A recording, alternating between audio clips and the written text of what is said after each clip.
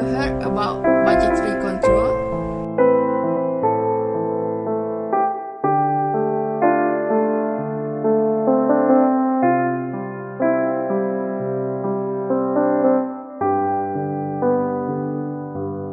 Budgetary control, the use of budget in controlling operation, and the centerpiece of budgetary control is the use of budget report. Management needs to compare actual results and planned activities to monitor if the business is spending according to budget. There are 5 advantages of budgetary control. First, force management to think about the future. Second, promotes coordination and communication.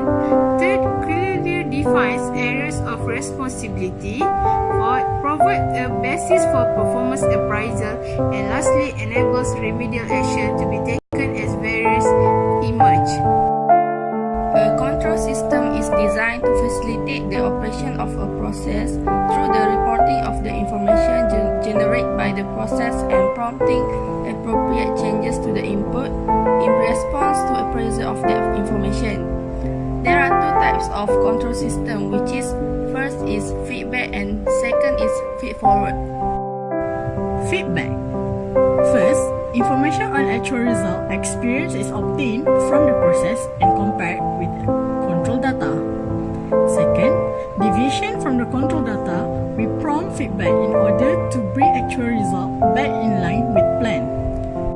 Second, feed forward. First, predictions are made of what outputs are expected to be at some future time.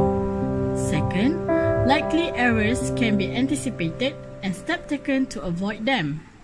Third, target costing is sometimes described as a system in feed-forward control. There are 4 cycles in budgetary control. First, budget agreed. Second, expenditure incurred. Third, difference between budget and actual analyzed. And lastly, reasons for difference and appropriate management action.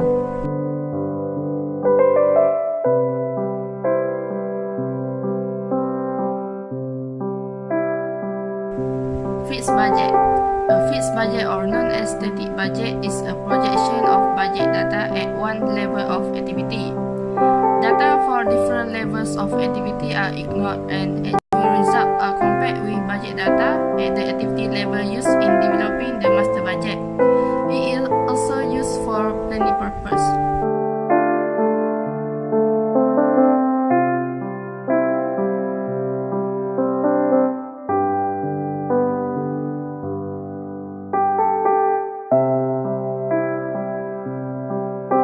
Advantages of fixed budget.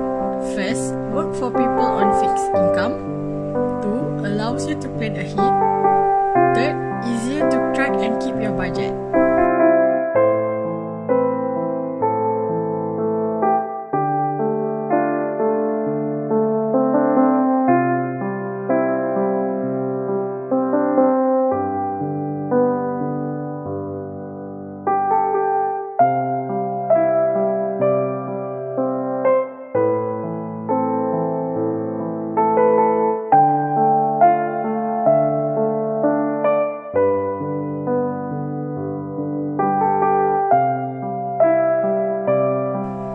Disadvantage of fixed budget.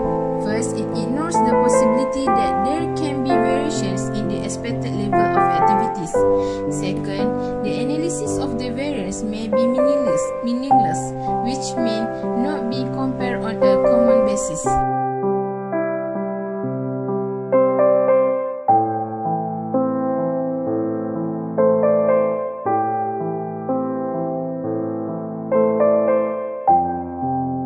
Flexible budget. First, designed to project budget data for various levels of activity. Second, assists in decision making, where it facilitates the management to predict its performance against level of activity. Third, use high-low method to differentiate the elements of cost.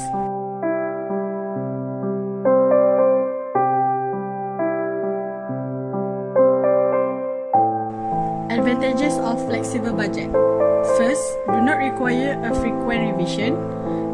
Second, geared towards a range of activity rather than toward a single level of activity. Third, more accurately reflect changes in direct costs resulting from variations in production mix or rate.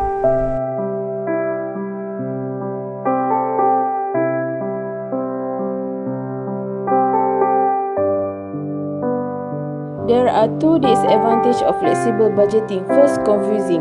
A range that changes over time can make the budgeting processing overly confusing for some users and therefore reduce the odds that they will successfully follow it. Second, enable cheating. Flexible budgets complicate things by include more rules that can easily be banned or broken by someone who is struggling to stay within the boundaries. There are three issues of budgeting: motivational, behavioral, and ethical of budgeting. Motivation. Motivation is the drive in the employee's attitude need to expedite operation based on budget. Why do ethical issues arise during budgeting process? First, bad attitude. Having right moral and attitude so that work is carried out ethically. Second, do not have a clear guideline. Clear guideline must be communicated to employees so that they are aware of the rules and regulations. Dysfunctional behavior can be avoided. Lastly, cheating. The employees must not cheat. The advantage of situation where their action will jeopardize the organization interest.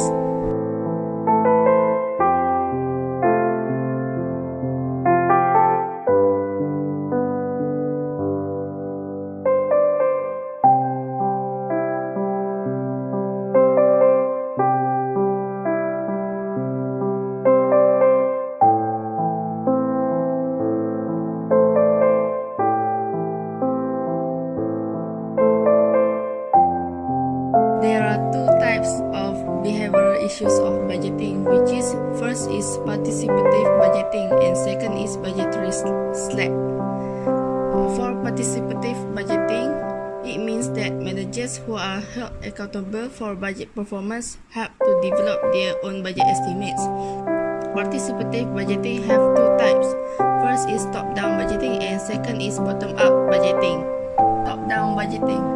First is it is a budget set at corporate level and cascaded down to responsibility center. Second, a cost-effective and timely way of setting budget. Third is it is a budget targets may not represent the appropriate knowledge and may be unrealistic. 4. Lack of commitment of middle and junior managers. 5 is senior managers impose budget targets on junior managers.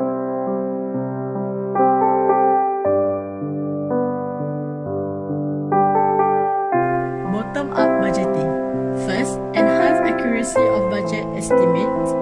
Second, expensive, time-consuming, indecisiveness and delay. Third, possibility of padding the budget. Fourth, encourage coordination and communication between managers. 5. Budget are collected at lowest level and fed out to seniors management.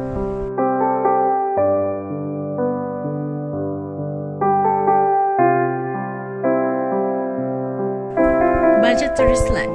First, padding the budget is a practice that is used in business when submitting a budget for approval.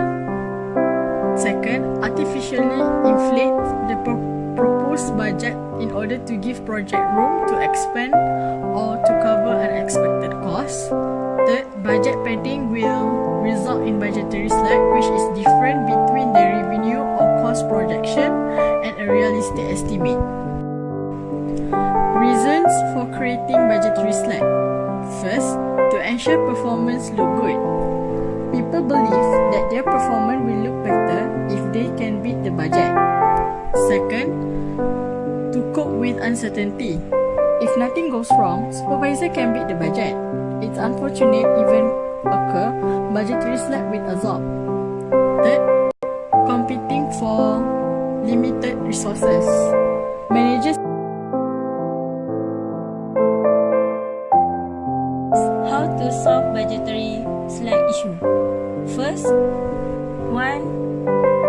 Do not use the budget as a negative evaluation tool. Second, give incentive to achieve budgetary projections and to provide accurate budget estimates.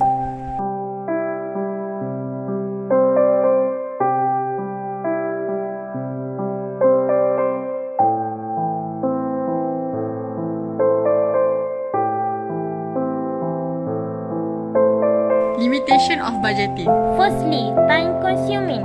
Preparing the budget takes a considerable amount of time, having to gather information and assigning responsibility to track the data from various departments. Secondly, resource needed for appointment as budget committees. Thirdly, budget means limitation of region and operation within set boundary.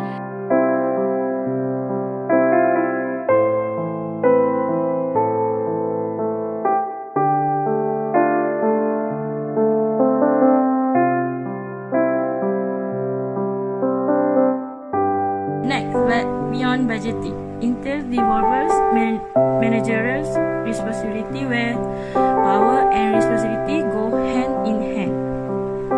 Next, a new approach to budgeting, resources allocation, and operational planning.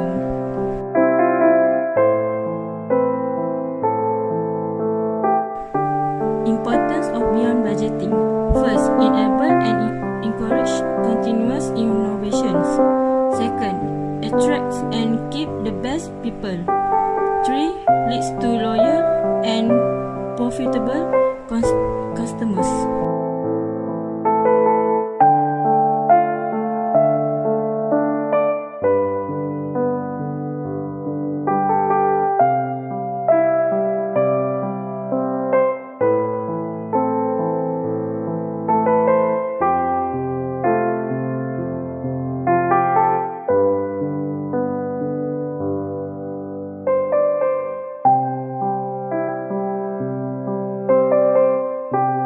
Next, advantage of beyond budgeting. First, faster response. Second, innovative strategies. 3. Lower costs. 4. More loyal customers. Drawback of beyond budgeting. First, there is a lack of a route map which details where a business is and where it wants to go. 12 principles of budgeting. Values governed through shares and sound judgment, not through detailed rules and regulation. Purpose: engage and inspire people around bold and noble causes, not around short-term financial targets. Planning: make planning and forecasting lean and unbiased process, not rigid and political exercises. Goals: set directional, ambitious and realistic goals. Avoid fixed and cancelled target. Transparency: make information open for self-regulation, innovation, learning and control. Organization: cultivate a strong sense of belonging and organize around a accountable team. Avoid hierarchical control and bureaucracy. Autonomy: trust people with freedom to act. Don't punish everyone if someone should abuse it. Performance: evaluate performance holistically with peer feedback for learning and